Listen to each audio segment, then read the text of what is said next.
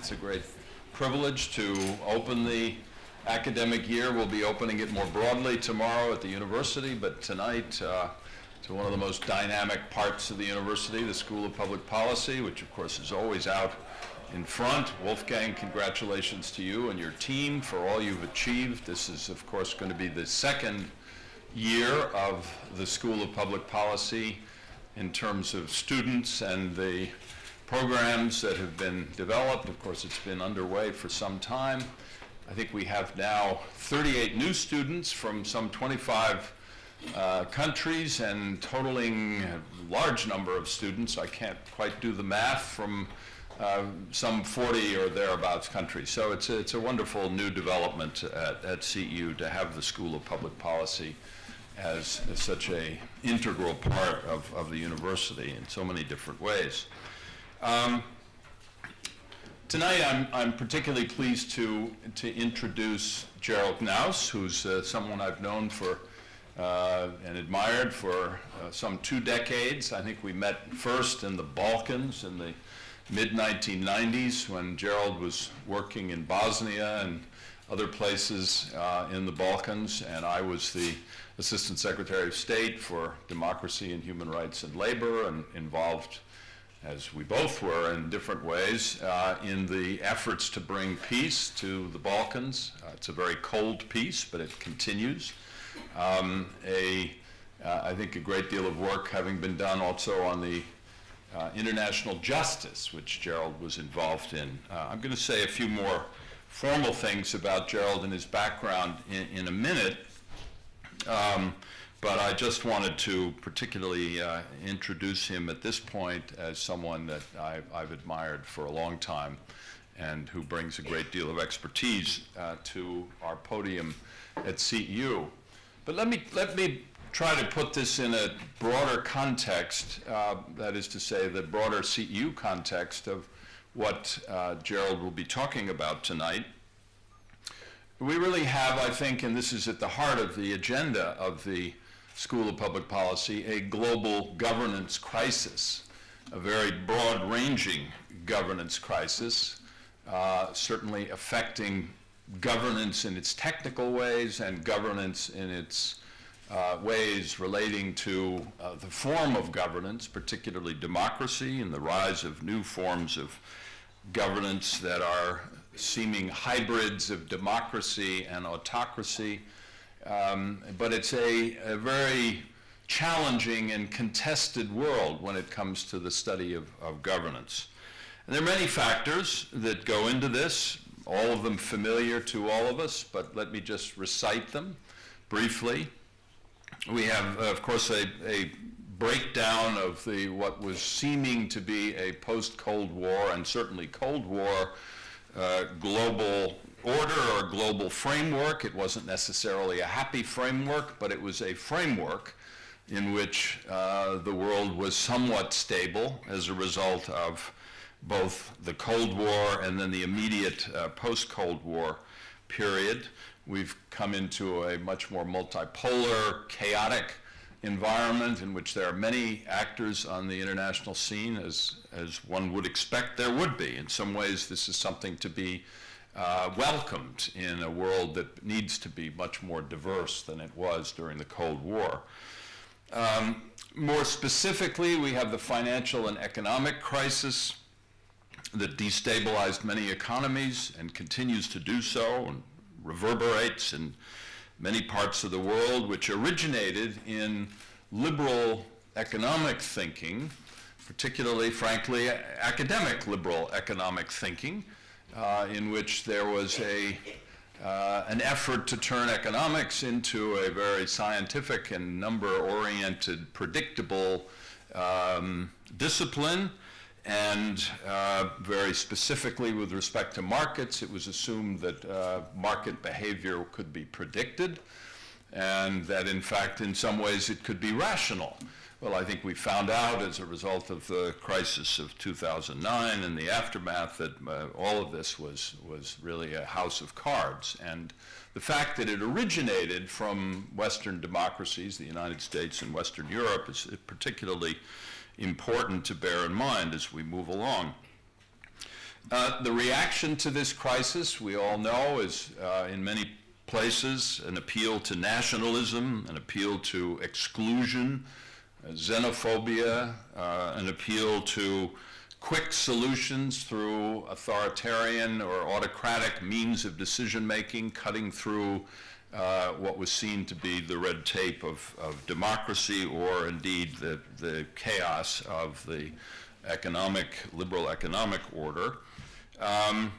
We certainly see this in Hungary, but Hungary, I'd say, is more of a symptom than it is the heart of this. It's one of the countries that is exhibiting this very phenomenon that I've just briefly mentioned. We also have, of course, the communications revolution, which at this point is long into its third or maybe even fourth decade, but it has speeded everything up so much and created an environment in which decision-making is affected by the speed with which information is disseminated and received, that it adds further burdens to decision-making at the governmental level and further problems for governance.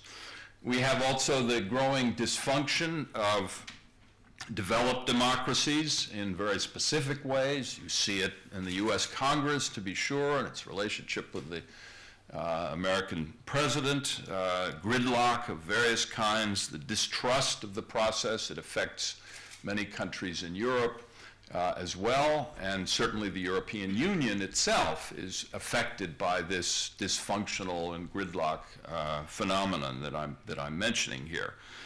And above all, the growing separation of leaders from citizens, partly as a result of the communications challenges, but partly as a result of this growing complexity of the system as it is developed. And so this has, in a sense, brought everything kind of full circle from 1989. In 1989, of course, we thought that particularly in terms of governance, that democracy was going to be the wave of the future. There was a lot of ink spilled on this, a lot of academic reputations made in some respects on this, and that democracy was going to be continuing to unfold. When in fact we're now in a period where certainly the democratic revolutions are retreating, and there are very challenging aspects to continuing in any respect what they are as a result of all the factors that I've just mentioned, which of course brings up the famous Winston Churchill, I would call it a quip, if not a quote, that democracy is by far the worst form of government apart from all the others.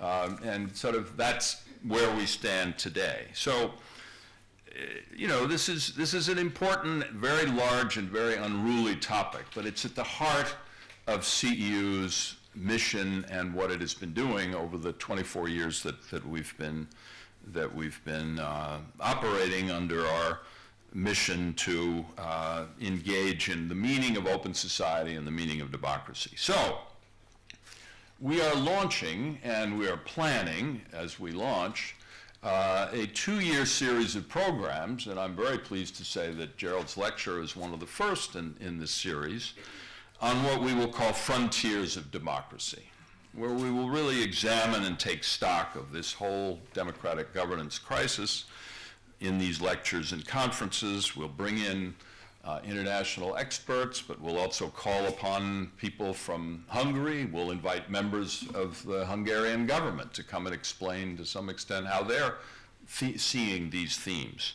And we will look at the virtues and faults of constitutional democracy, how it can be defended, and what its meaning is in this very complex world in which we're operating today. And of course, one of the great resources that we have at CEU is our students, who come now from over 100 countries, and we now recruit students from over 130 countries. So we have a great laboratory of thinking on this topic, and those of us who have the opportunity to, all the faculty here, to face students in the classroom know how much you benefit from having this great diversity there. So it's a great pleasure to welcome Gerald, to welcome you to the CEU in one of the inaugural lectures and programs in this series on the frontiers of democracy. You know, the topic, the name that you've given to your talk, I think, is absolutely perfect and fits within exactly. I've got my own inspiration almost from your theme, the rhetoric of reaction, pessimism, complacency, and Newspeak in 2014. Let me just say a few very brief words about Gerald and his background. He has been, for 2 decades, a leading analyst and participant on issues of democracy and human rights in Europe. He's the founding chair, I think we all know, of the European Stability Initiative, which is a very important think tank that is devoted particularly to southeastern Europe, but also Turkey and the Caucasus, to looking at these issues of governance and transition and the stability or instability in Europe that results from those. Gerald is studied at Oxford, Brussels, and Bologna, taught economics at the State University of Chernobyl in Ukraine, spent 5 years working for NGOs and international organizations in Bulgaria and Bosnia. He was the director of the Lessons Learned unit of the EU pillar of the UN mission in Kosovo. He's co-authored many works on democracy and its challenges in the part of the world in which he's been spending so much of his career. He's a founding member of the European Council on Foreign Relations, an associate fellow at the Carr Center for Human Rights Policy at Harvard University's Kennedy School, where he lectured on state building and intervention in 2009.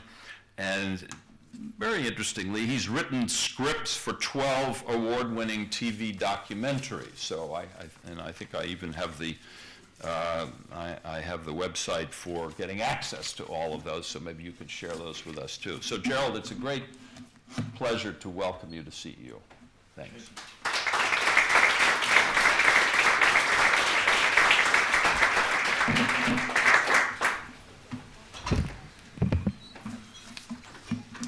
Thanks a lot. Well, let me first thank you sincerely for this invitation.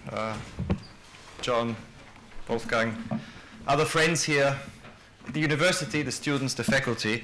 It's an honor and a pleasure for me to come here, and it's in a sense, I think you call it at the School of Public Policy a passion project, because I get an opportunity to talk about things that I feel passionate about. Coming here always feels for me a little bit like coming home. I used to work in the early 90s for a little idealistic project, the Civic Education Project, that was sending young academics east to teach in Ukraine and Russia and Central and Eastern Europe. And it was headquartered at the CEU, so I used to come here quite a bit, to Prague and then to Budapest. But I also feel that the original vision of CEU that you have defended throughout this period, the original optimistic premise that what we call transition, which is radical positive change, is possible and that ideas matter, is one that we also try in the think tank I'm running. We try to base our work on as well. Now, it is the premise that motivated a few colleagues and myself in summer '99 in a cafe in Sarajevo to set up ESI as a think tank. And so now we are 16 years old, which means we're a teenager. That is, we're not always predictable, but in some ways we're already becoming conservative, because some of the things we believe in or care about today sound a little bit like, my younger sister told me, trash pop. It's reminiscent of the 90s. The idea of Europe whole and free. This was a big theme in the 90s. It's no longer as fashionable today. But in the 90s, you would have heroes of the time like Václav Havel, the dissident playwright, revolutionary, and then president, give a presentation in Aachen on the border between France and Germany, where he would say that Europe has a chance unprecedented in its history, in its entire previous history. It can build its order on the basis of agreement, equality, peaceful and democratic cooperation. This was Václav Havel in 1996. He also warned, however, that the demons that had tormented European history, most disastrously of all in the 20th century, are merely biding their time. And the cost of failure, he told his German audience in '96, was to open the door to all those who prefer confrontation rather than dialogue. It is no good to pretend that people of this type no longer exist. Now, not everyone agreed with this pessimistic vision, the sense that forgotten dangers might come back. Not everyone in 96 and not everyone in 2014. I just reread an article by chance this morning that was written in early 2014 by Simon Jenkins in The Guardian. It's a serious writer, it's a serious paper, and there he is writing early this year, "I know of no states that pose even the remotest threat to the UK or Europe as a whole, let alone a threat that would be deterred by armies, navies, and air forces or nuclear missiles." This is only a few months ago. Havel, the dissident and late president, was one of the heroes of my generation, those who were 19 when the Berlin Wall came down. He was very good with words. He had to be, not only because he wrote plays, but also because words were all he had in his confrontation for 20 years with what was then called normalization, which was the late totalitarian or autocratic regime, the dictatorship of the Czech or Slovak Communist Party in the 70s and 80s. He had his pen, and of course he had courage, because for what he wrote, he spent many years in prison and was literally just released a few months before he became president. After the end, the Berlin Wall fell down and the revolution in Czechoslovakia happened in late 1989. And one of his concepts that he used to energize his generation of dissidents in the 70s, was this powerful idea of the power of the powerless. It is an incredible essay. It appeared in the late 70s. Its impact in dissident circles across Eastern Europe or Central Europe was electric. And what he said is that the powerless, which he meant every disenfranchised citizen in a dictatorship, had the power of not going along with public lies. This was an enormous power, and if enough people do it, the regime could not defend itself. Now, this seemed quixotic. This seemed like fighting windmills at the time, that small groups of courageous citizens matter, that words matter, that the letter he wrote to the Czechoslovak communist president matters. Now, it remains one of the most interesting defenses of soft power. And it also remains a reminder that, the challenge to autocratic regimes might come from unexpected places. We don't need to use courage when we use words. We academics and think tankers today, fortunately, fight more minor battles. The battle for attention, to make sure people notice what we write.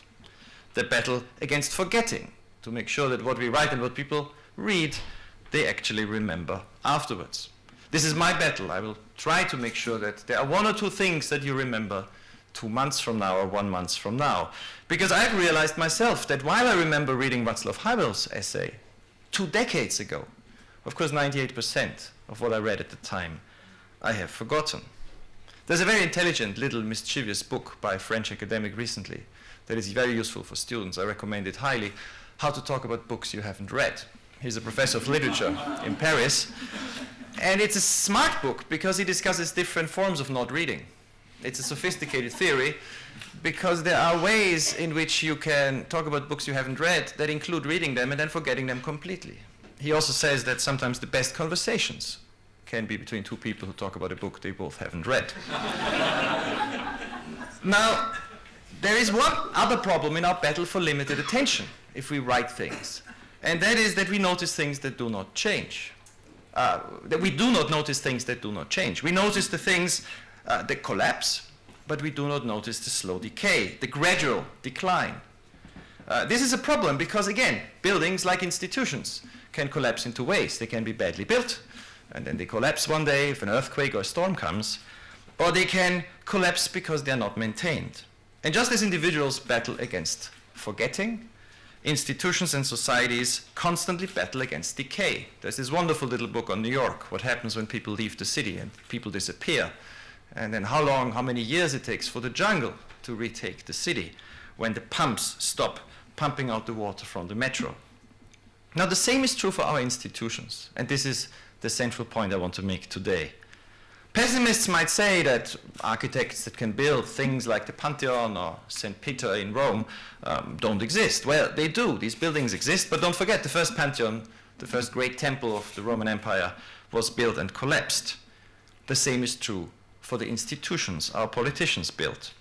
And if we take a look around Europe today, and Rector John Shaddock already talked about this, and reflect on the tornadoes and earthquakes in recent years and what they have brought to collapse, well, I mean, it was a world economic crisis, the most severe since the 1930s, unemployment across Europe, for example, that is on the levels of the Weimar Republic, a euro crisis with huge risks and nervousness, failing states around Europe from Libya to Syria and the Middle East, confrontations with an aggressive Russia in recent months, huge refugee movements from all these crises. And when we look at these earthquakes, let's look at which of our institutions and which of our policy ideas have withstood the test, which have not collapsed, which have been built well. The theories of state building that were so popular a few years ago when I was at Harvard, counterinsurgency, the theories of liberal interventionism, surges to rebuild or to then control situations after interventions, the idea of state building in a box, all of these very widely covered and described theories, well, they didn't trigger the democratic domino effect in the Middle East.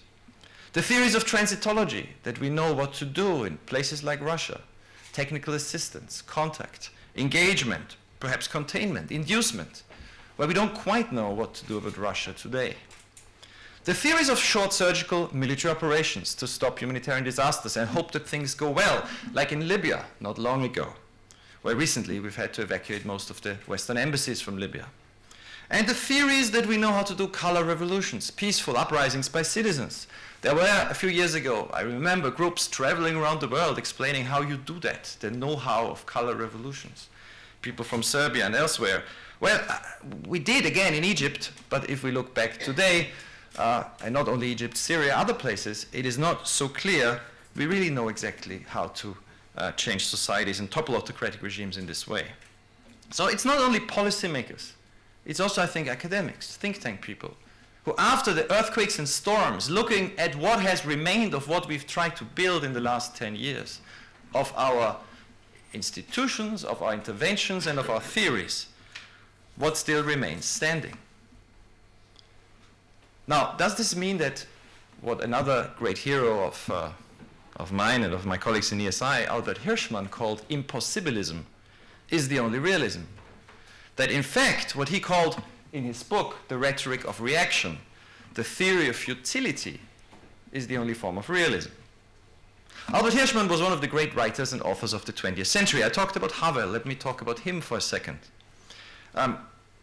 In the Rhetoric of Reaction, in the theory of futility, he describes rhetoric that assumes that everything backfires, that whatever you try, there are perverse effects, vicious circles and traps, that in fact we should doubt everything. The French Revolution brought the terror, as Burke put it. Well, revolutionary change usually makes things worse, conservatives would say. Even reform is impossible. Now, Hirschman's life and academic work was one long battle to prove, as he called it, Hamlet wrong. It was, like Havel's, an extraordinary Central European life of the 20th century. The author of The Rhetoric of Reaction grew up in a Jewish family in Berlin, in the Weimar Republic. He was active in anti-Nazi youth movements. In 1933, just in time, Hirschman moved to Paris. He fought for the Republicans in the Spanish Civil War. He became a courier for the Italian anti-fascist resistance to Mussolini. He served in the French army in 1940, and when the army was defeated, took on a new identity, stayed in France, went to Vichy, and under a false name helped smuggle out European Jews as part of a secret rescue effort, which included Marc Chagall and Hannah Arendt and many other prominent people who owed their life to this effort. And yet, like Havel, Albert Hirschman was, of course, everything but naive, but never really gave up on the idea that a very different Europe was possible. In 1949, in fact, he drafted a project for a European central bank and the currency, now clearly a very visionary and optimistic idea at the time. He was convinced that Europe had hidden wealth and that it could function if only it began to see itself as a region. And he also didn't give up on academia. His whole writing was one big struggle to discover in unsuspecting places that life can spring, as he put it, from what appears to be a dead tree at the end of winter. He also warned us to notice what actually works and on what one can build. He called himself a possibilist. So if we look as a possibilist with this kind of vision at Europe and the crisis I described today, what do we see? Well, we see that, yes, there are some things we don't notice because they haven't collapsed. We see that certain things haven't changed that we've built in the last 10 years. For example, have we noticed that in the last 10 years, 17,000 kilometers of physical borders in Europe have been dismantled, not to be rebuilt, although every half a year we have a new headline, and now it's the Bavarians who want to have a new border with Austria, and then it was the Danes a few years ago. But in fact, the story of Europe in the last 15 years, since 1990, is dismantling, physically making disappear borders. From the Atlantic to the Black Sea today, from Finland, which we forget had a horrible civil war in the first half of the 20th century, and 2 wars, of course, with its neighbor, to Greece. Governments are today changed by elections. But this is also true in places like Poland, where the life expectancy has risen by 7 years in the last 20. Or in places like Romania, where I remember conversations with Romanian friends who later became foreign ministers in 2000 about how Romania reminded them of Weimar Germany. Today, Poland, Romania, the Baltic states are more secure and more prosperous than at any point in their history. So as we survey Europe, there is a strange paradox. So many of our theories have collapsed. So many of our instruments and tools that we try to use have not produced lasting results, from Iraq to Egypt, to Libya, to Russia. And yet something has worked. And you see it best when you travel around Europe and look at it from just outside its borders. When you go to Moldova and you look across the Prut and you see what is one of the poorest regions of the European Union, which is eastern Romania, and you see a region that today has the per capita GDP of 3 times that of Moldova and has taken off since the year 2000. Or you see it when you go from Serbia and you look into Romania, from Novi Sad to Timișoara, and you see a city, my colleagues were just there 2 months ago, which today the mayor is complaining that they don't get foreign investment because the unemployment rate is only 2%. So it's difficult to attract people. You see it when you look from Ukraine to Poland. I mean, what is it that really has changed from the time when I was in Ukraine teaching economics in 1993? At that time, young Ukrainians, older Ukrainians, didn't have a compass. They had no idea where to look out of the confused situation of the breakdown of their system. Today, hundreds of thousands, millions of Ukrainians have been to the West, have been to Poland, have traveled across the border, and what they've seen is, wait, there is something that seems to work.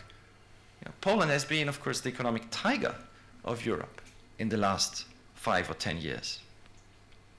We could imagine Europe in 2014 very differently. We could, for example, imagine that, let's say, Estonia is not a member of NATO. Now, do you want to imagine Estonia today with Putin in Russia, with Russian troops at the border and across the border into Ukraine? Do you want to imagine the small Baltic states not in NATO? You can imagine what would happen to their banking system to begin with, or to their people. You could also imagine what would have happened to their defense expenditure in the last 20 years. Now, in the meantime, this money went into other things. Was this smart? Well, certainly, the Estonians were very relieved to see that NATO still exists and that President Obama came there a few weeks ago and asserted that, in fact, Estonia was as important to the US and to NATO as Paris or Berlin. We could imagine Romania and Bulgaria neither in NATO or the EU. This could easily have happened. I lived in Bulgaria for 2 years in the mid-90s. At that time, the idea that Bulgaria would join the EU seemed completely far-fetched. As one journalist said of one of the big weeklies, Capital, we are a train station where nobody stops, no train stops. Well, Bulgaria and Romania were admitted into the EU, and with all the many problems that we know, people there know, this has made a fundamental difference to the crisis of 2014. We hear today that this architecture was part of an imperialist project, we hear that in Moscow, of the triumphant post-Cold War West. That somehow the post-Cold War West, when the Soviet Union collapsed, wanted to expand and take in all this territory and move up to the borders of Russia, took advantage of Russia's weakness. Nothing could be further from the truth. In 1993, and I remember this well, the West, Europe certainly, but also the US, was everything but optimistic about the future. This was one of the worst years in the Balkan Wars. Genocide, ethnic cleansing in the middle of Europe was taking place. Remember, this was when John Mersheimer could write an essay that had the title, "Why We Will Soon Miss the Cold War." He actually wrote at that time that before the Cold War we had untamed anarchy. After the end of the Cold War, that's what Europe will return to, untamed anarchy. And he wasn't talking about the Caucasus. He was talking about Central Europe. And in this Hobbesian universe, he said, we will wake up one day lamenting the loss of order of the Cold War. Those who think that armed conflicts among European states, and he meant the big ones, France, Germany, Italy, are now out of the question, are projecting unwarranted optimism into the future. Now this captured some of the debate of a year in which also, of course, Samuel Huntington's Clash of Civilizations was published. So in 1993, Europe and the US and the debate did not really feel triumphalist. Ignatieff wrote then, "Blood and Belonging." The future belonged to the warlords that were running around the Balkans or the Caucasus. And in 1993, the head of the UN in Bosnia, a Canadian Major General, Louis Mackenzie, said, "The law of the jungle is the true law of humanity. Force has been rewarded since the first caveman picked up a club, took up his neighbor's cave, and ran off with his wife." In 1993, Anthony Lake, an American statesman, had a different vision. He did write an article the same year where he said that the West needed to move from containment to enlargement. It's prophetic, a very interesting article. But the problem was, at that time, people, statesmen in the US and in Europe didn't actually take him up. And so in 96, Václav Havel, to return to him and his speech in Aachen, actually was lamenting, and I quote, "6 long years have passed since the fall of the Iron Curtain, and it makes no sense to deny that in spite of certain partial steps, little has happened in respect to enlargement. Until 96, the president and dissident and former political prisoner of the Czech Republic in the middle of Europe did not know if EU or NATO enlargement would happen." This was not an inevitable development. And in January 95, Havel later wrote, Holbrooke told him that Germany was the main stumbling block to Czech entry into NATO. In hindsight, we might ask, who was the realist, Havel or Mersheimer? Because Mersheimer, of course, said that the theory that democracies can integrate better doesn't really hold.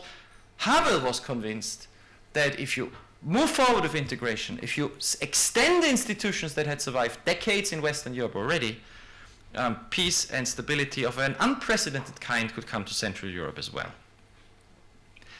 All right, so here is a positive story of the recent past. Unfortunately, this is not the spirit of debate today.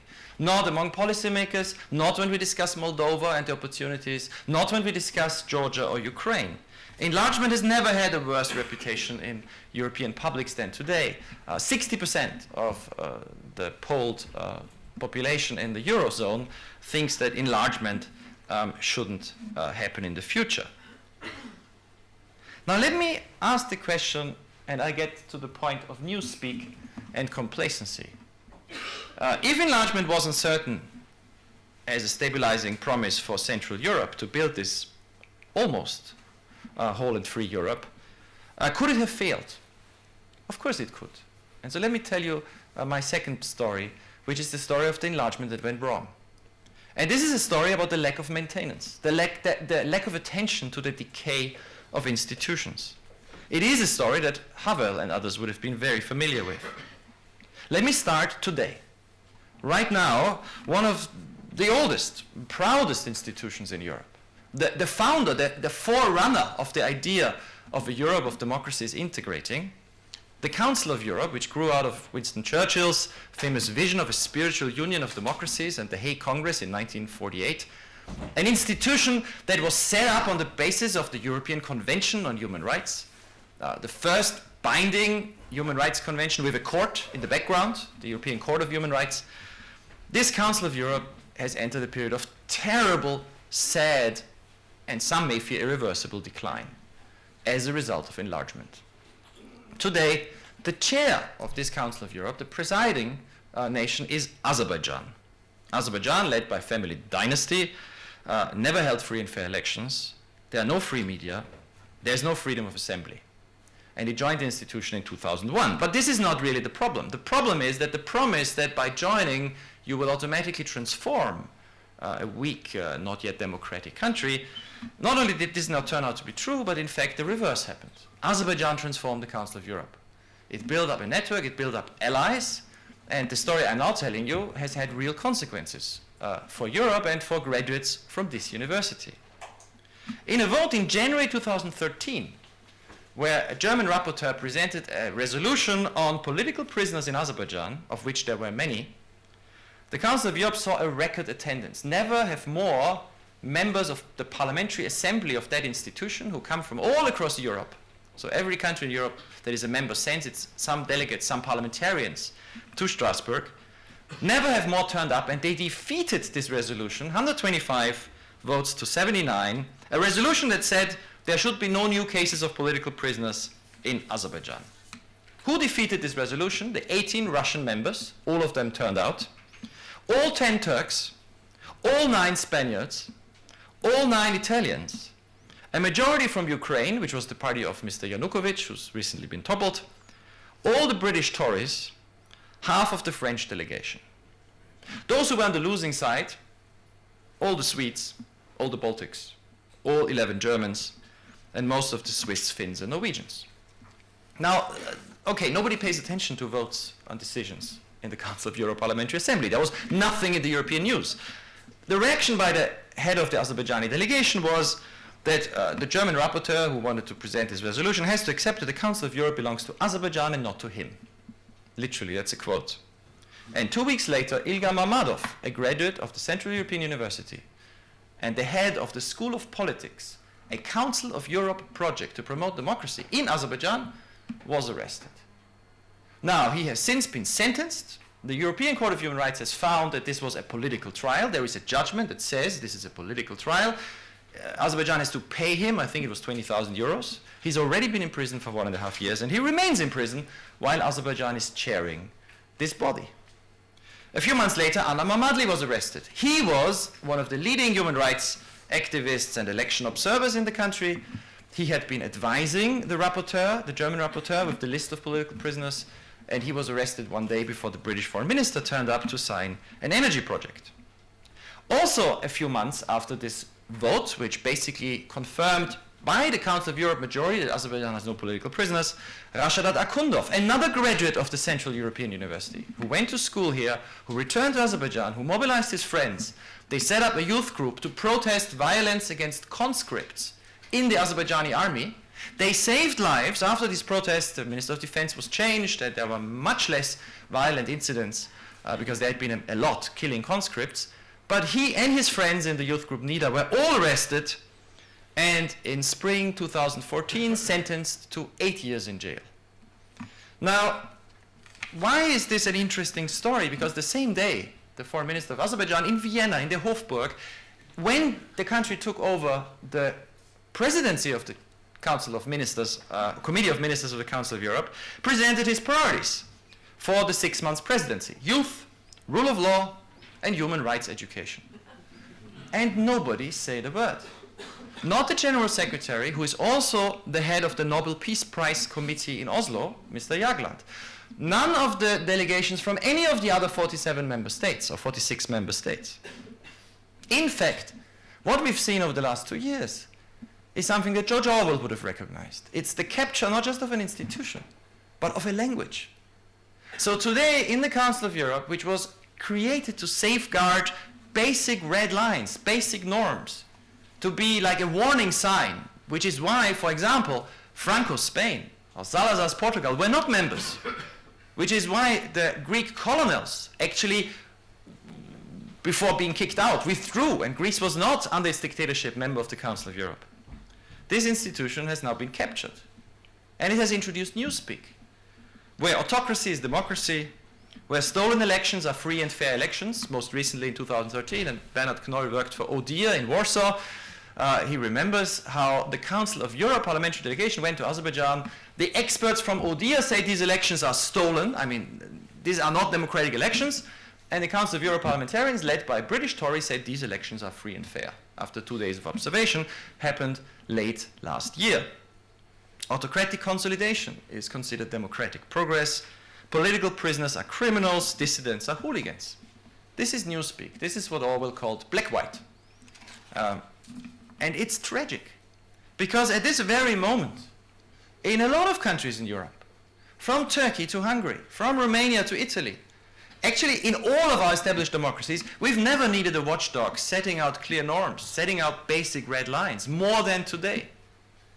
Here an institution expanded, enlarged, but because nobody paid attention, because we were complacent, because we didn't really care what was happening there, the institution decayed, and now it is almost too late. If I look today at the key bodies in the Parliamentary Assembly of the Council of Europe, the bureau of the institution, and I know how people have voted who have managed to get themselves into the bureau, who take the key decisions assigning rapporteurs, most of them, the majority there, are apologists for autocrats in Europe's East.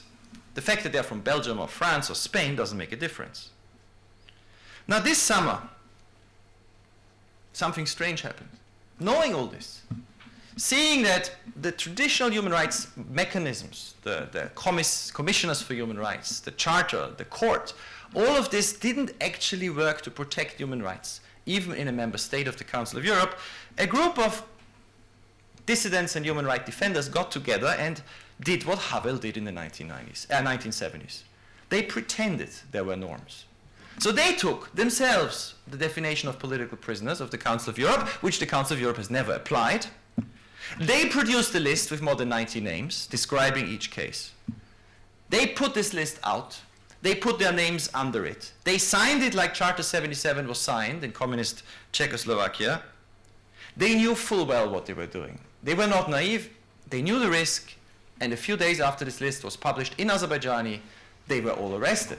The leaders of this group were all arrested. They've been in prison since.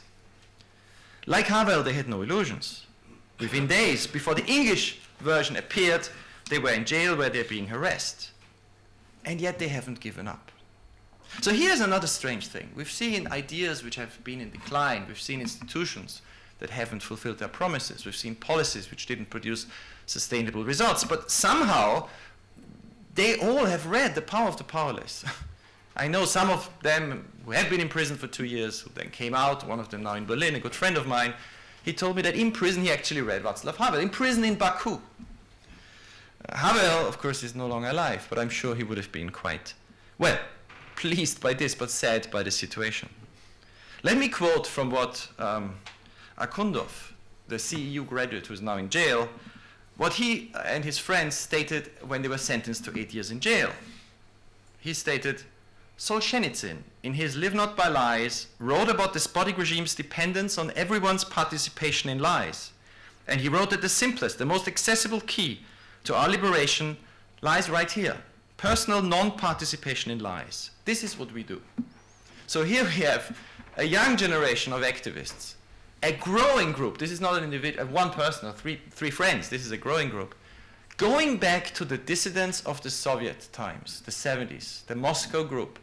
Going back to the idea of living in truth and the power of the powerless today, but not finding that the institutions we've set up right after the end of the Cold War and enlarged, like the Council of Europe, are on their side. Why does this matter? And I'm closing. It matters because it is a quite terrifying case that, yes, we can do things. We can enlarge the zone of Europe whole and free. And we have done so, and it has worked, and it hasn't all been a failure. But the moment we become complacent, the moment we forget that like buildings, institutions have to be maintained, and to maintain them, we need to pay attention. The moment we don't anymore care that journalists don't write about our institutions in detail, think tanks don't work on them, academics don't do research on them, nobody listens to what is happening there, they cannot fulfill the role they should fulfill of being the warning signs for decay and later collapse. Now, today the Council of Europe is not only in this respect terrifying, it's not only that it doesn't help these people, it's harming. When Ilham Aliyev, the president, recently went to Brussels and was confronted by journalists about these arrests of some of these CEU graduates, what he could say, what he did say was, look, the most respected human rights institution in the world, the Council of Europe, which he didn't say we will soon chair, has said that there are no political prisoners in my country. And this matters Because our whole human rights advocacy strategy since the 70s has been based on the idea of shaming people. But what if there is no shame? Now, in the Cold War, of course, there were also socialist morality, socialist democracy. But there was the idea that there was somewhere a community of democracies which cared about its values, which defended them. Human Rights Watch, which was beginning in 1978 with the creation of Helsinki Watch and became one of the biggest human rights success stories in history, adopted a methodology of publicly naming and shaming abusive governments. I mean, this is what basically Amnesty also did from the 1960s onwards. Raising cases, sharing information, making them known and shaming them. But what when in September 2014, Ali Husseinli, the chair of the Azerbaijani parliament's legal policy committee and member of President Aliyev's party, said this about complaints by human rights activists. Well, our human rights defenders are traitors. They are weak. They will all answer before the law. And what kind of human rights defenders are they anyway if they can't even defend themselves? And there was no reaction from the Secretary General, from the Parliamentary Assembly, or from the Committee of Ministers. So what is to be done? Well, the rhetoric of reaction is that nothing can be done. Pessimism and futility would suggest places like Azerbaijan will never be democratic. How often have I heard this? It was actually also said by some circles in Austria about Poland and Romania, not that long ago. What one can do, I think, is partly explain what is happening, telling journalists what is going on, analyzing seriously, as academics do, the institutional mechanisms. What is actually happening? Which body in Strasbourg takes which decision? How does this manipulation through attendance work? We've written a report called Caviar Diplomacy to describe how Azerbaijan was carrying out this policy together with Putin's Russia. Understand how things like election monitoring can be so easily subverted. Some field where for 20 years we've built up expertise. We know what good election monitoring should look like. I mean, Tom Kourouras wrote about this a decade ago, longer, in detail. You know, this is, you don't just observe elections on election day. Well, right now, the Parliamentary Assembly of the Council travels there and on election day says, we think these are free and fair, and this is the last word from that body. Raise interest in these institutions. Make people care. Build alliances. Today I heard that we've succeeded with our campaign to get the Azerbaijani human rights defenders nominated by one of the groups in the European Parliament for the Sakharov Human Rights Prize. And another human rights defender, Anna Mamadli, a few weeks ago, was also after campaign nominated as one of 3 candidates for the Václav Havel Prize. If you're Europeans, you have MEPs, you might think of writing to them. Most of all, shake up our complacency. We should be neither overly pessimistic nor complacent about the institutions we have. Nothing can be taken for granted. This, Albert Hirschman and Václav Havel both knew. This, the dissidents in Eastern Europe today know as well. Life can spring from what appears to be a dead tree, as Albert Hirschman wrote. If Germany and the Czech Republic can be secure democracies today, so can some of the autocracies in the East. But for this, we need to take back the good words. We need to defend the concepts. This is perhaps the frontier of democracy today. To define clearly, and so that a 12-year-old understands it, what is not a democracy, what is not a free and fair election, what is not moving towards democracy, and what is a political prisoner or a dissident. Define what these terms are not, draw red lines, defend them, clarify them. Now this is all a job also for academics. And tell the stories. And here CEU is the best place. You have the archives. You have the story of the dissidents of the 70s. Here, more than any other institution. This is not, unfortunately, a story for historians only, as we once hoped not so long ago. It is a story for today. And this university, of all, is the right place to tell it. Thank you.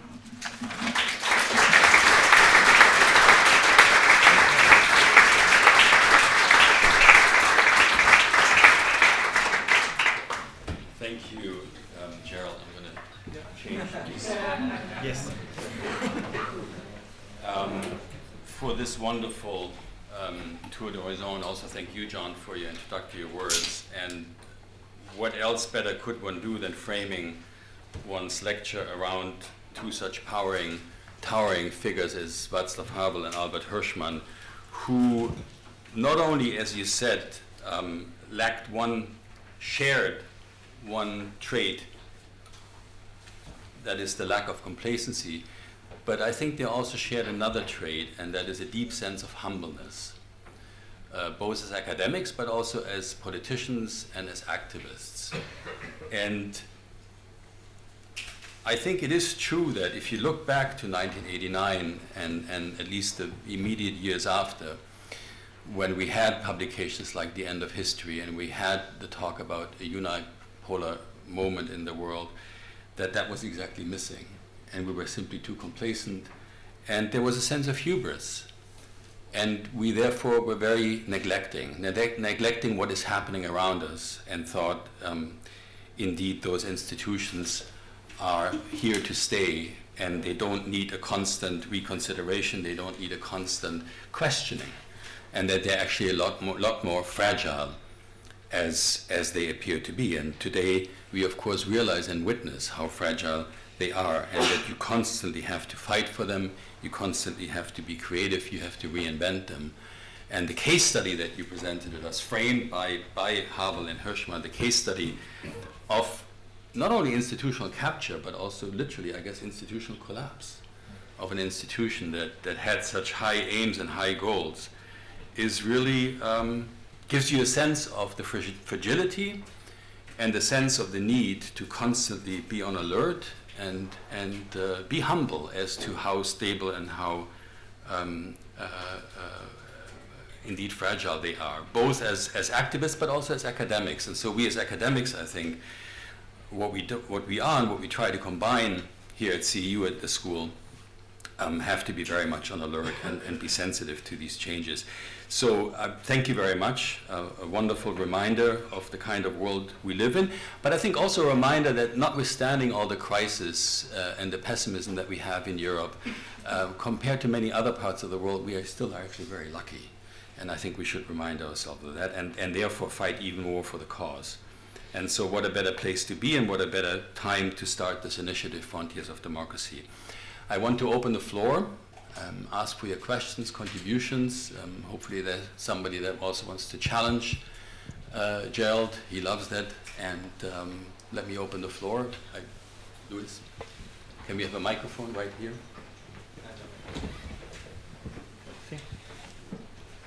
Yeah.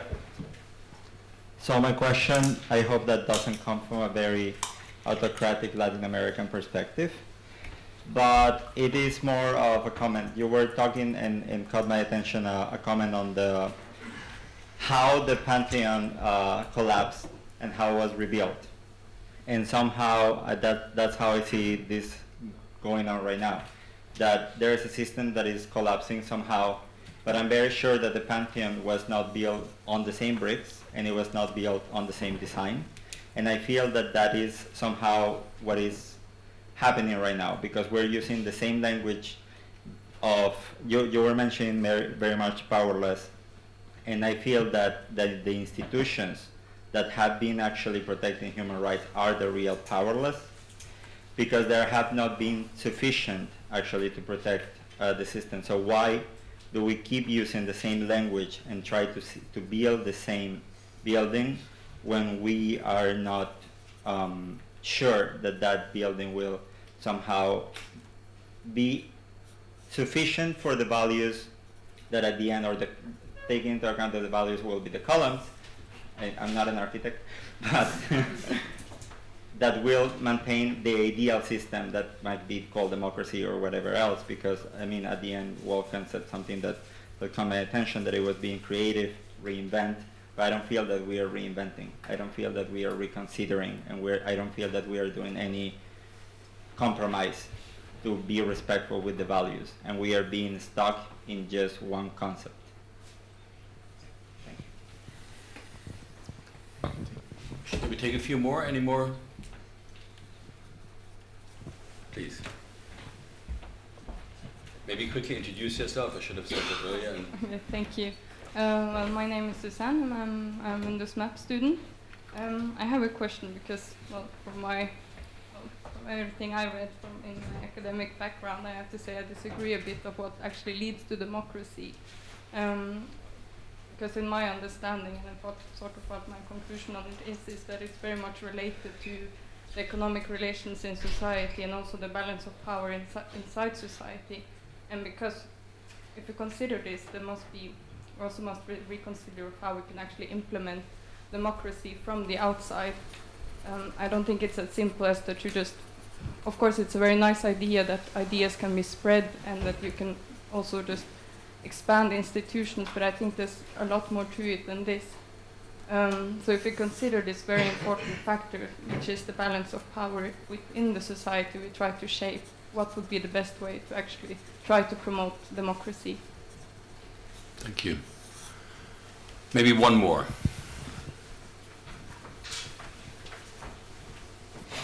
Hello, I'm David Hughes from America, and recently you mentioned John Mersheimer, but he wrote an article in Foreign Affairs magazine last month talking about how EU enlargement and NATO expansion after the Cold War is the reason why Vladimir Putin has been acting the way he's been acting in eastern Ukraine. And I don't necessarily agree with this, but that seems to be a common topic that a lot of people are arguing, and I was just wondering how you feel about that. Thank you. Why don't you go ahead? Okay. Well, on the first, I mean, it was more a comment, but I agree. I think a lot of, in a sense, it's natural that we take things very easily for granted. I give you just a few examples from my own experience in the last, very recent past. I don't know, I grew up in a generation, I don't know how you feel, where, for example, an organization like Amnesty didn't mean so much. You know, it used to be the leader of the human rights movement. It used to get the Nobel Peace Prize in the 70s. It was a dominating presence in the 80s. And it was with its very clear vision. I don't remember as in my think tank work for the last 15 years of really taking, I mean, except once when I wrote a book, which was then published by Norton as part of a series by Amnesty, I said, oh, Amnesty, interesting. But this is really strange, I then thought in the last year. Wait a moment, that we are dealing with political prisoners. Wasn't there an organization that deals just with this? And I go to the Amnesty website and I go and I look and I see there isn't a section, there is no section where you can see all the prisoners of conscience chosen by Amnesty in one place with photos so that you can see, okay, here, it's not there. I had assumed it would be there. I had assumed all journalists would, because then I found out that the Azerbaijani government, for example, is saying, well, we've released, this was 2 years ago, we've released the 8 Amnesty prisoners of conscience. There aren't any more. But I never asked how many people in Amnesty work on this. You know, perhaps they have only one person. Perhaps they can only name 8 people. So I assumed there would be institutions out there that deal with this. I also assumed there'd be institutions out there that would fund lawyers of human rights activists who, it turns out that all these lawyers in the Council of Europe member states are working pro bono. I assume that human rights organizations constantly think about impact.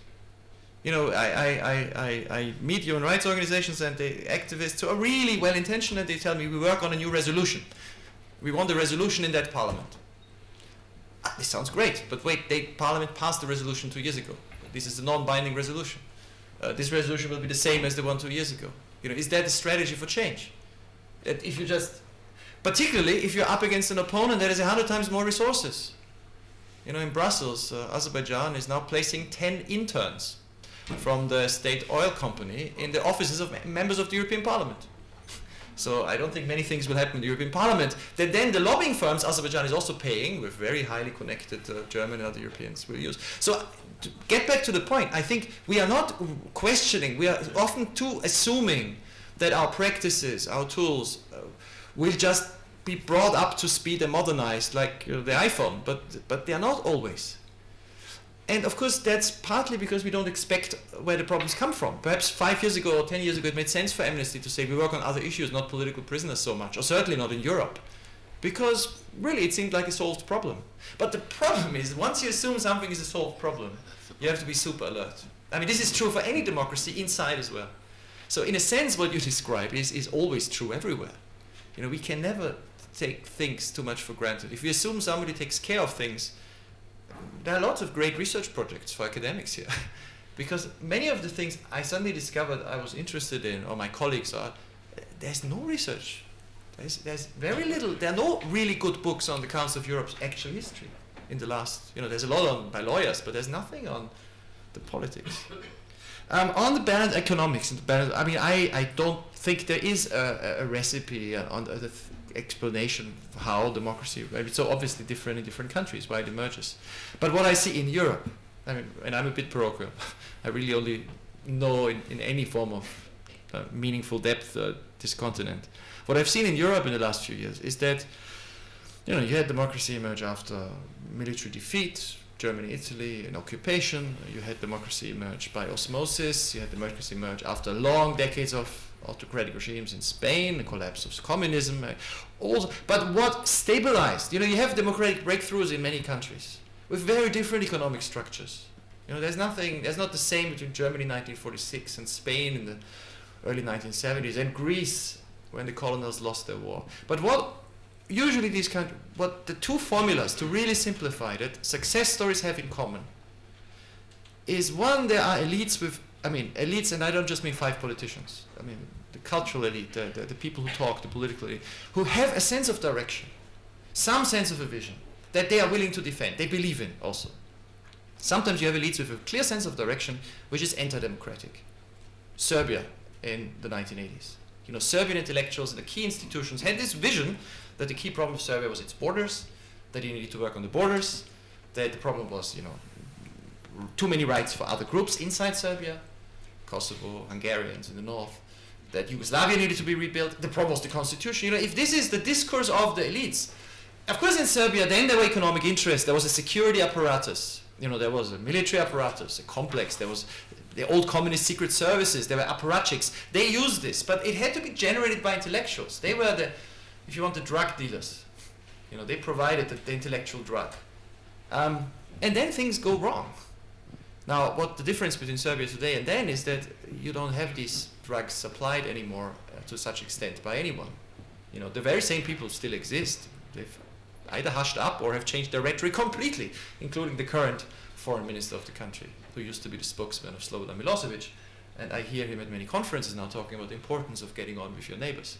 So the discourse matters. And the second thing that matters is it really stabilizes you if you're close to other democracies and you integrate with them. Why? Because, you know, elites are still only elites. For success, it's important that the broader public believes in this enterprise. And I don't really believe in the light bulb theory of democratization. You know, you send people to a democratic country, they go around, the light goes on, oh, this is what we'll do, and they go back. That often backfires. You know, lots of Muslim fundamentalists or third world super Marxists have studied in France or America. No, but I believe that when a population, lots of people, lots of civil servants, lots of journalists, lots of students, have daily interactions and get to know, not just visit and see, but get to know other democracies, this has an impact. I've seen it in the civil service. I mean, what worked about EU enlargement was precisely that it involved thousands of people in a place like Croatia who interact increasingly on a weekly basis with their counterparts in Germany, in Italy, in France. And this actually, I think, creates a sense of a part of community in which your sense of honor and shame changes. You know, if you meet all these West Europeans all the time or these EU, you realize when you then start saying racist things about, I don't know, Serbs, it's not actually seen very well. People roll their eyes, so you stop. I mean, it's not necessarily that you immediately change your beliefs. But if that happens over 10 years, I mean, look, this is how the generation of my grandparents in Austria, Germany, you know, they were all brought up in National Socialist schools, right? I mean, they were indoctrinated by the Nazis. And they were the ones who then, for a while, just shut up. You know, perhaps some secretly kept on mumbling, well, it wasn't all that bad, but we can't say it anymore. But eventually they couldn't say it. And then a new generation came and challenged them. But it's that first generation of opportunists who actually got German democracy off to a start. So perhaps that Serb foreign minister is exactly what we need. But that's easier when your sense of shame and your sense of honor is reinforced by a community of Democrats. And this is why integration, I think, works. Well, this is a really 12-year-old theory, but I actually believe it. I've seen it. And this is why, you know, for Ukraine, I'm convinced this is really why having a European perspective is so important. It's not that history doesn't stop when you join the EU. You see that in Hungary. It's not that there is a magic wand that turns you into democracy and nothing can ever go backwards. We see that in founding members like Italy. You know, look at the media there a few years ago. But it's that you're more likely to be stable when you're not isolated. And when you're by yourself, You know, like an individual, also a society, you can more easily develop crazy ideas. I think. Mersheimer. Yes, well, I mean, you will gather from what I've said, I obviously don't agree with him. I think it's a preposterous theory. It doesn't fit into, I mean, all the people I know who know Russia that I respect think it is silly. I mean, it also makes no sense that the most aggressive Russian behavior takes place when there was an administration in the US that tried to have a reset and tried to be very accommodating, not under George W. Bush. I obviously the West has made mistakes, but I think one of the biggest mistakes has been not to pay more attention to this world in between, you know, our integrating Europe, EU, and then there was Russia, and in between there were these countries floating around, like Ukraine, which I kept on visiting after I lived there in '93. And it was only really the last few years that I got the sense there was a generation that knew what it wanted, or more people in that generation. Even in 2005 with the Orange Revolution, I mean, well, we saw what the elites then did. There wasn't a clear idea of what to do with independence, with the capacity to build the country. This is, I think, where Europe has failed, not engaging too much, but engaging too little. And I think this is true today. I mean, the argument by the Kremlin that the EU or NATO are eager to expand is empirical nonsense. I mean, nobody in NATO, I know nobody in Berlin was dreaming or thinking that Ukraine should join NATO. I mean, 2008 in Bucharest, it was very clearly the door was slammed closed in front of the Georgians and the Ukrainians. And in Ukraine, there wasn't even a majority of the population for this, you know, in the last years. Nobody wanted to join NATO. EU was different. But why would Putin see EU accession for Ukraine as such a threat? This is the interesting question. Because it's not, well, if Ukraine is developing economically more successfully, if it becomes more stable, if the institutions work better, it will trade more with Russia, not less. Like Poland trades more now, not less. I think that's the threat. My sense is that the real threat was that, you know, here a corrupt autocrat might be, you know, overthrown by people power, then the elites look to the West. It might work. Ukraine might become like Poland, perhaps. And then what does that mean for his regime in Russia? I mean, wouldn't that be in the domino theory of, you know, osmosis and you know, the Poles look to the Germans, and then the Ukrainians look to the Poles, and the Baltics look to the Scandinavians, and then perhaps the Russians will look to the Ukrainians if it were is a success. And my sense is that that's the threat. That's why Ukraine has to be defined as a fascist project, an imperialist project, and completely discredited the very idea of this kind of protest and change. And that is nothing. That is, of course, Mersheimer couldn't see that because his theory is that what's happening inside a country doesn't matter. Every country is just a billiard ball on the geopolitical board. Right? There was a question down here, and then I have Tom, and then over there. Go ahead. My name is Natalia. I'm also SPP student. Well, I actually had one comment.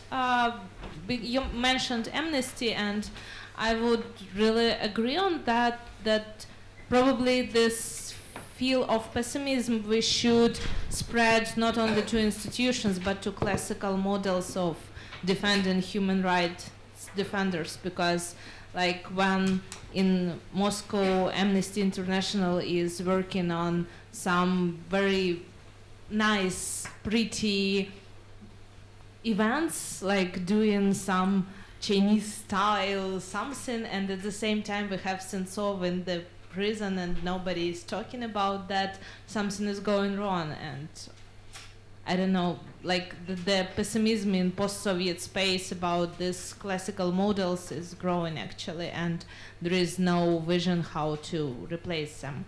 But also maybe all this goes from the crisis of democracy itself, because if population in EU, for example, is ignorant about the human rights or democratic issues, and they are not demanding from their elected MPs the passion for human rights or care about human rights in the third world, why would they care? Maybe it's the case, or what do you think?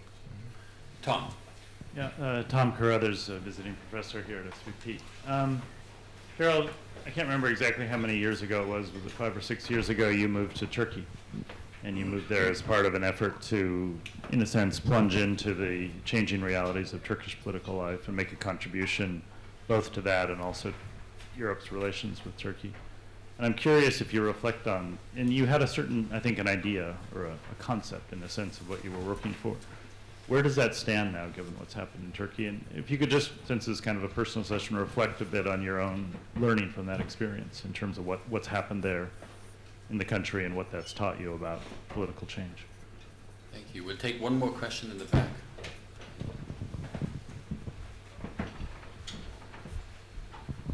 Hello, I'm Stefan. I'm a PhD student here. I really like your argument, and I really buy into it, particularly when we look at countries like Azerbaijan or Moldova, where we see that the lack of freedom and democracy also has an effect on the people's living standards. Whereas these countries, for example, the disparity between rich and poor is incredibly big, and where I would say one of the reasons why people move for that is because they see they could just be better off, when they have democracy. That to get a good job, they wouldn't have to suck up to some oligarch elite or so, or that their government would be less politicized, and they could easily either get a job in there and get even a better payment in there, which at the moment is impossible. But if we change that perspective, and for example, just come down right here into a country like Hungary, which has kind of tasted the sweet fruit of democracy and apparently right now doesn't like it that much anymore. Where people see that the companies that came from countries like Germany that were supposed to project these kind of freedoms and better pay, essentially lobbied the government to put the pay lower. You had also thousands of drilling projects from the EU where pretty much all Hungarian civil servant mingled with some German, some Austrian also, but still you have a highly politicized administration here. People are paid much less, and it's still a little elite, and even now people seem to suck up to that elite again. So, what do you tell these people? Where does that idea still matter for them? I hope that there's a bit of challenge, as Wolfgang said, you kind of like these things. Yes. Go ahead. Okay. Well, I think, on the point on amnesty and on the human rights organizations, I think there is, it's incredibly important that these organizations are professionalized today. That we have professionals. I just finished Arya Naya's book, and it's quite striking, of course, how recent much of this is. Professionalized people who really literally you can count on. Human Rights Watch, they have some great people to write regularly on everything in Azerbaijan. If you look for a report, you can go there. And there are others like this. But I think you are completely right that sometimes the problem comes from a new angle. Sometimes organizations become global, and that means by definition, because their interests are now global, by comparison to Syria and Libya and many conflicts around the world, Azerbaijan with 90 political prisoners might not seem so serious, right? So then I can see why it makes sense for an organization that thinks of itself as a global organization to say, well, we assign our resources here, there, but then the gap opens up, which then others who care need to fill. If you look at medieval Europe, there is the pattern where every few decades a new monastic order appears. Monks who say the previous group has become complacent. We are now going to be living the poor life, and everybody loves it and gives them so much support and donations until the Franciscans were rich and comfortable, and then the next wave of reformers comes. So every few decades you have a new monastic order, and perhaps that's inevitable. You can do that inside institutions, of course. That's preferable. Because, like Amnesty, we're trying to, and I've asked a lot of other people, it's not just making this up. In the case of Azerbaijan and Europe, does anybody understand? It's not on the website, it's not in the annual report, how this works, how things are chosen, because they have such a prestige. It would be great. Amnesty doesn't need to do much. Donors perhaps can fund 3 or 4 people, and they can go through the list of 98 and say, this would be great. You don't want to create a new institution when one exists. But if it's not being done, you need to. So I think you're right. I think you need to question everything all the time. On Turkey, well, I left Turkey out because it's a lecture on its own. But you're completely. Turkey is fascinating because it also shows. But simple I went to Turkey in 2004, and I remember the atmosphere in 2004 was like this. I arrive and I meet somebody we both know from the Soros Foundation there who tells me, "You come too late. Turkey will open accession talks with the EU, it will be a boring country, no issues left. 2004. And I said, oh, well, then our job is to explain Turkey to the EU, to tell the EU that it's not as bad as Europeans think, right?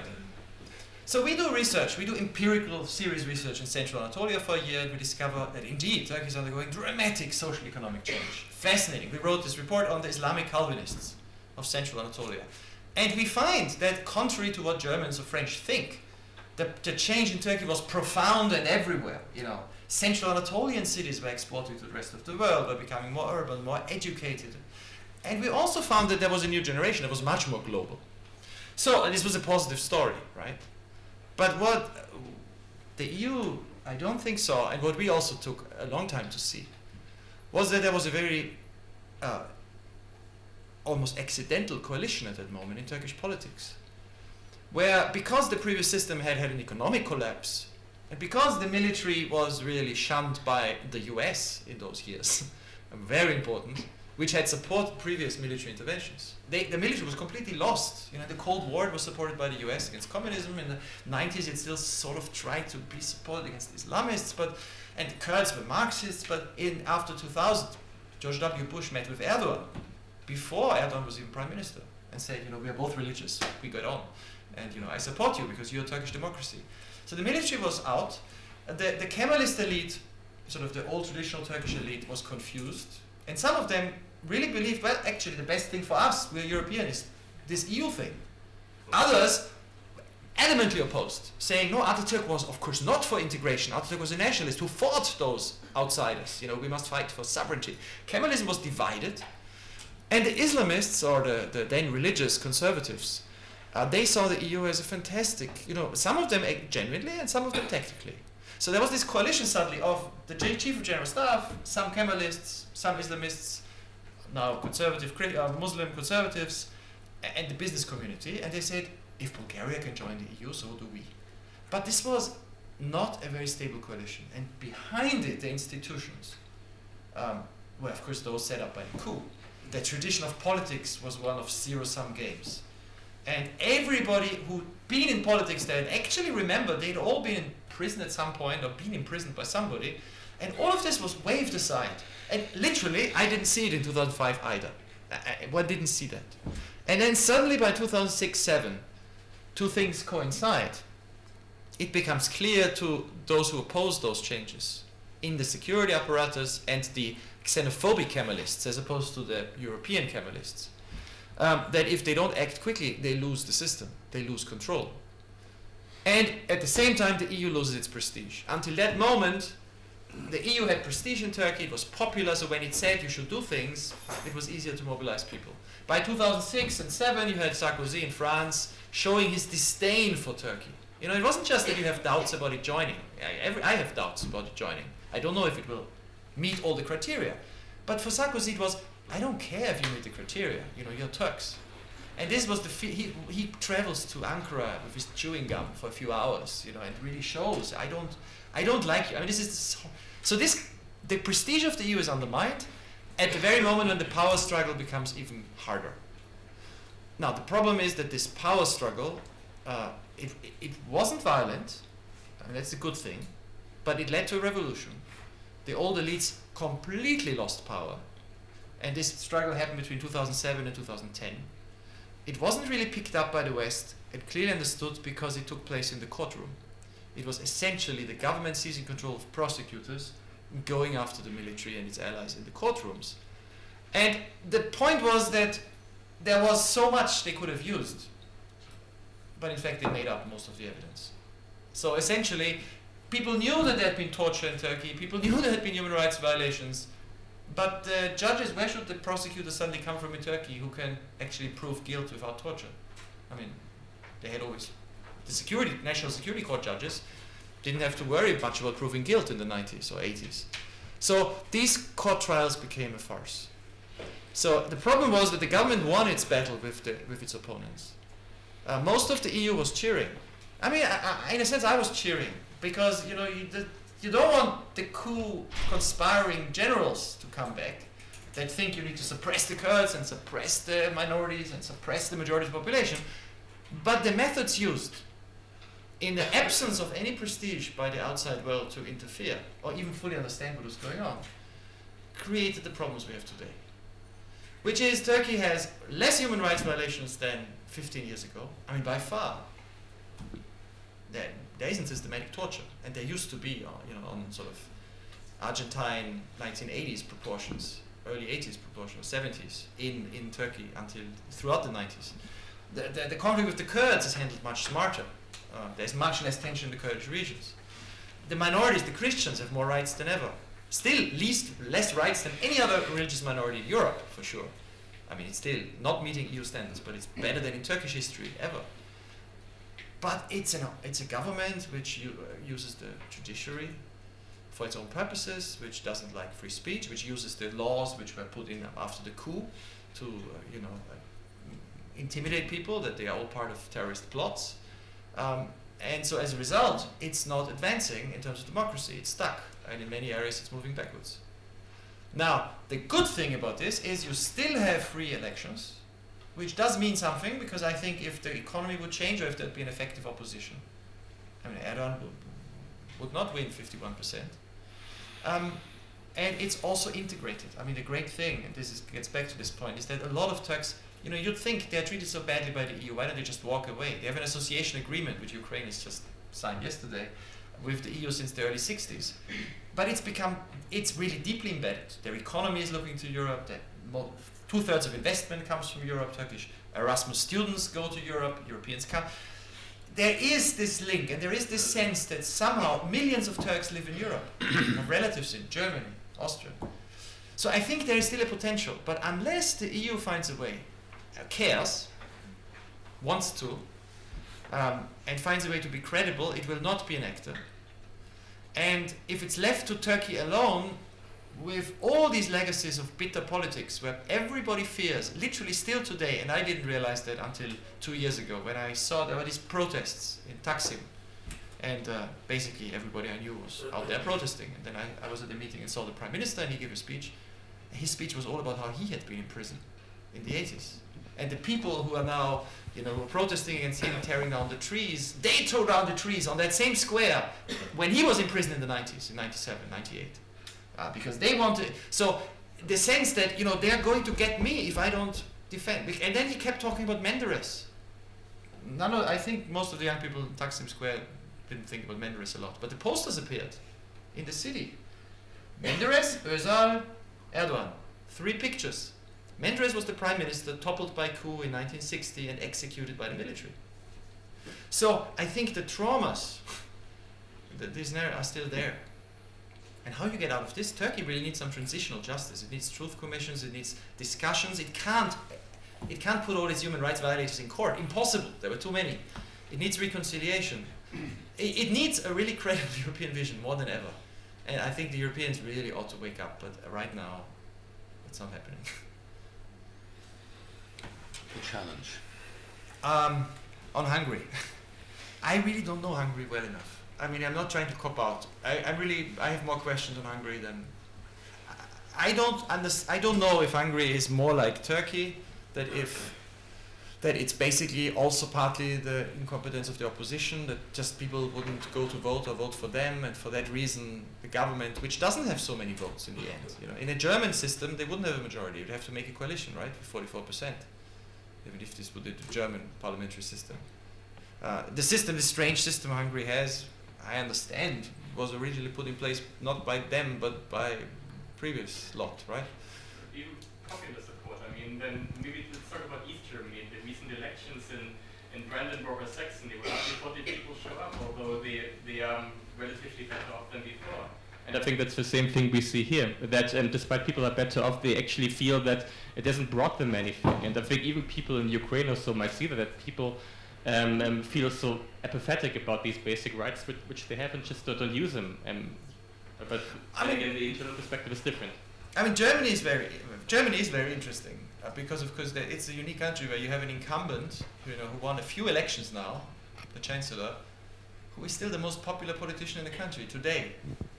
Of course, it helps that the economy is actually doing really well compared to unemployment is really low, budget is doing well. So I'm not totally surprised that some Germans might feel complacent.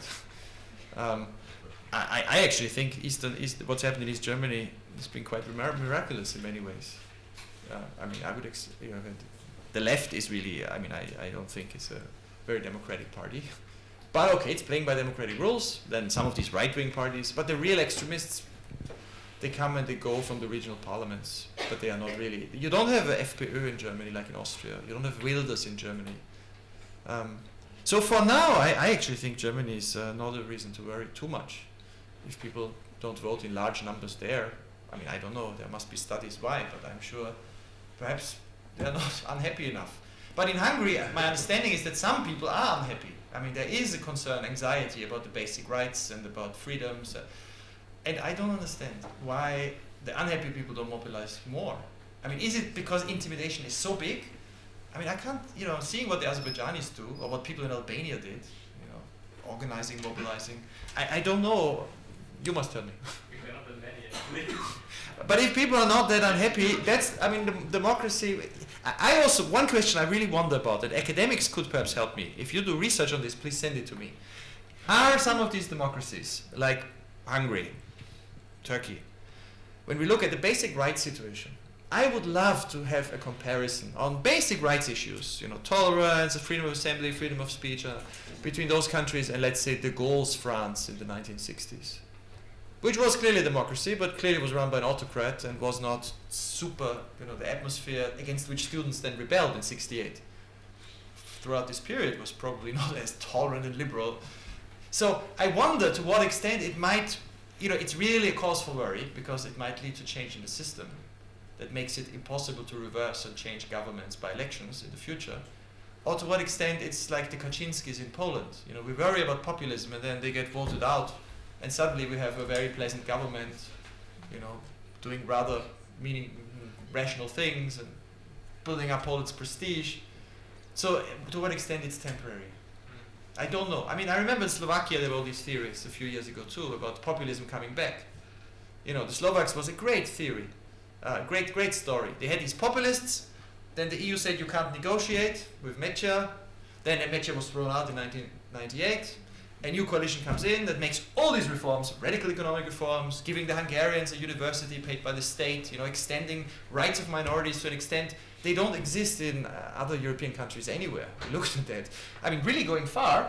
Then they joined the EU, and then the old guys, I mean, Mečiar and, you know, some of the even more radicals come back. But what I found interesting studying what that government then did was it didn't manage to do very much. Somehow the antibodies in society had been built up. You know, there was a lot of talk, oh, we'll take away the rights to speak Hungarian. But actually, a friend of mine, we did some research there, went to the Hungarian cities. And it was quite striking in southern Slovakia. It was still more, there were still more rights for the minorities there than in most EU countries with minorities. And there wasn't a sense of siege, there wasn't a sense of tension. Now, we're not experts on Slovakia, but my sense was that perhaps two things happened. Some of those reforms actually were institutionalized.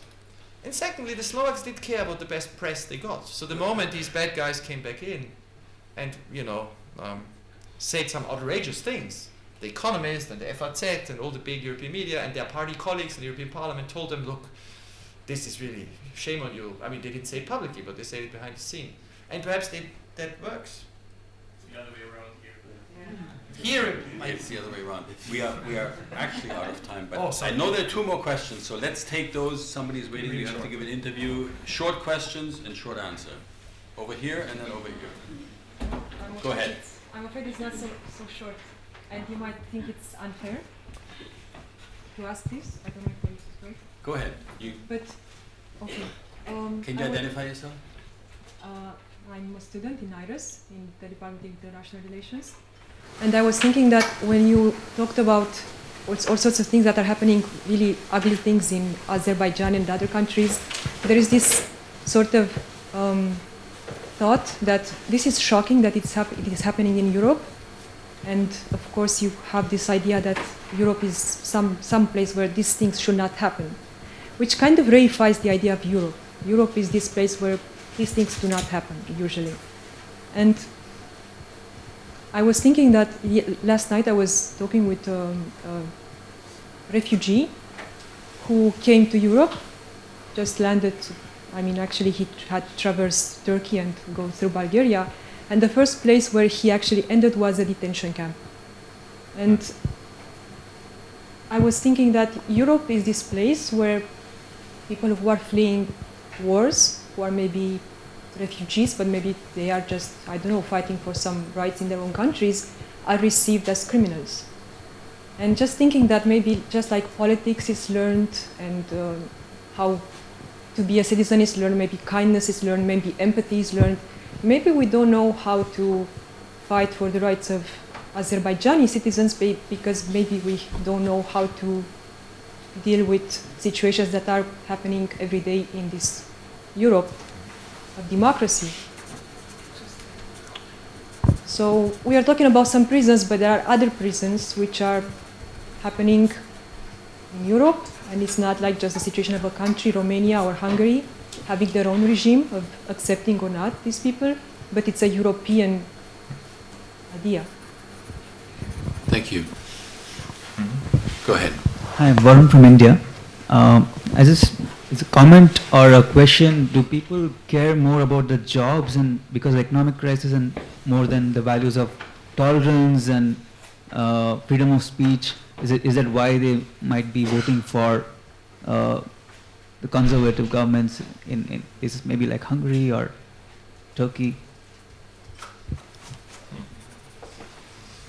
Okay, well, on the second question, I think I can be very quick. As I said, I don't know what's happening in Hungary, but in Turkey, I mean, clearly the government is popular because the economy has been doing rather well. I mean, by comparison to any previous period. You know, inflation has been consistently 60% for decades. It's 10% now or less. Foreign direct investment was, basically there was no foreign direct investment in Turkey. I mean, less than $1 billion a year for decades. It's a lot more now. There's a lot of construction jobs. Question is how long will they be sustainable? But there's also industrial jobs, exports. The number of students has tripled. I mean, Turkey has now more university students than any other country in Europe. It wasn't the case 15 years ago. So that is clearly a reason why people support the government. And then, you know, as long as the government brings this stability and the opposition doesn't seem secure enough to ensure the same, why vote for the opposition? I mean, I think the swing voters might think like that. I know a number of people think like that. So I think that's definitely true. But Turkey has high growth rates. You know, Hungary, I think, is a slightly different story, but I don't know. I keep talking about, you know, that I assume Europe should be better than what we see in Azerbaijan. But precisely because, you know, if you look at the lives of Hirschman's generation or Havel's generation, I mean, this was a very barbaric continent. I mean, to everybody, and including, of course, its own citizens. I mean, very recently, actually, if you look around the table of EU countries, recently you'd have, I don't know if it's a majority, but you have lots of leaders who are born in autocratic regimes. So it's not very distant that these were not democratic countries. This is very recent. In a sense, when I say, I sometimes talk about European values. Of course, they're universal values. The reason I say European values is because there are European institutions, like the European Convention on Human Rights, which has been ratified by countries like Azerbaijan or Russia. So by saying to them, look, this is not just UN conventions, this is something even more binding which you entered into voluntarily and which put you under the jurisdiction of a court, the European Court of Human Rights, a court for 800 million people. And if you then break it, basically their own citizens have the right to hold that against the government.